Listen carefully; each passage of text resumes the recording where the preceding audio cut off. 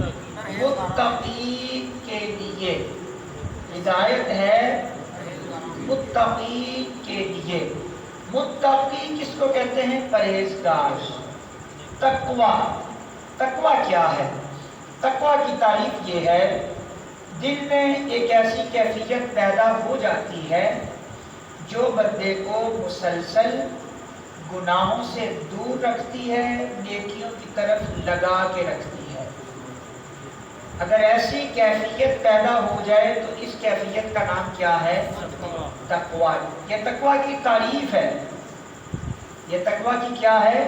تعریف ہے کہ دل میں ایک ایسی کیفیت پیدا ہو جاتی ہے جو انسان کو مسلسل گناہوں سے بچا کے رکھتی ہے، روک کے رکھتی ہے اور نیکیوں کی طرف لگا کے رکھتی ہے۔ جس کے اندر یہ کیفیت پیدا ہو گئی وہ کون ہے؟ متقی۔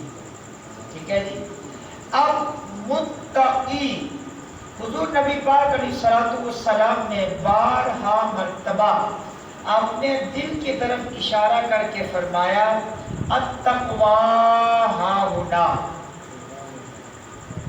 اکثر بارہا مرتبہ حضور یہ فرمایا کرتے، یوں انگلی کا اشارہ کرتے اور فرماتے التقویٰ ہاہنا، فرماتے کہ تقویٰ یہاں ہے۔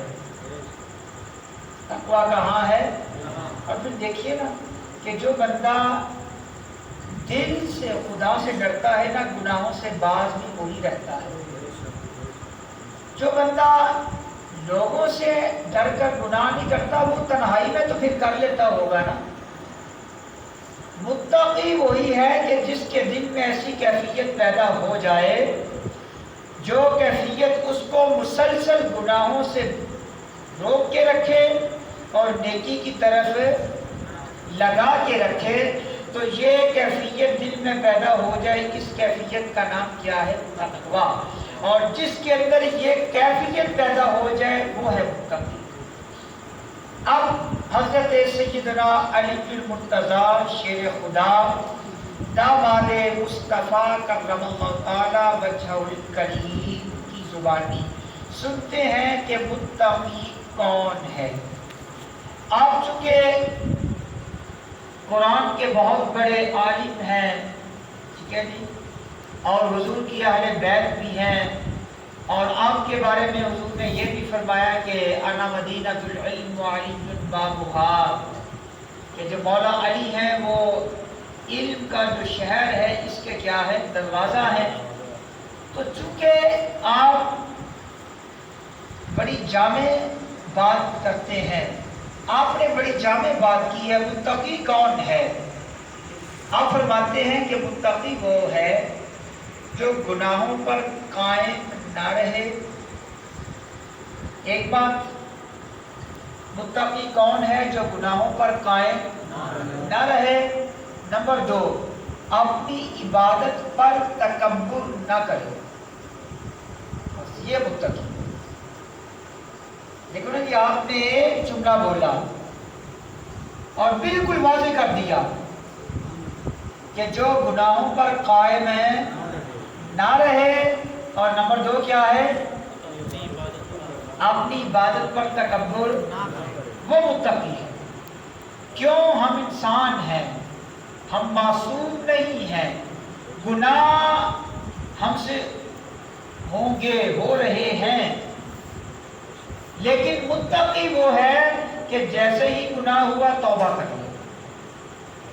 مولا علی فرماتے ہیں کہ متقی وہ ہے جو گناہوں پر قائم نہ رہے، اور متقی وہ ہے کہ جو اپنی عبادت پر تکبر نہ کرے۔ جس کے اندر یہ دونوں صفات پائی جاتی ہیں وہ کون ہے؟ متقی ہے۔ تو اب ہم اپنے آپ کو دیکھ سکتے ہیں، اگر ہمارے اندر یہ دونوں صفات موجود ہیں تو بزبان مولا علی متقی ہے، اگر نہیں ہے تو پھر متقی نہیں ہے۔ ٹھیک ہے نا جی؟ تو پہلی علامت کیا ہے کہ گناہوں پر قائم، اس کا مطلب یہ ہے کہ جو جس بندے سے گناہ ہو جائے فوری توبہ کرے، اور دوسرا یہ ہے کہ اپنی عبادت پر تکبر کبھی بھی، کیونکہ رب کو یہ پسند نہیں ہے۔ المتکبر یہ اللہ کی صفت ہے، جو تکبر کرتا ہے۔ نمرود نے تکبر کیا تھا اور کتنا ذلیل و رسوا ہو کر وہ مرا ہے۔ فرعون نے تکبر کیا، ذلیل و رسوا ہو کر مرا۔ جس نے بھی تکبر کیا ہے وہ ذلیل ہوا ہے، اور جس نے عاجزی کی ہے رب نے اس کو بلند کر دیا ہے۔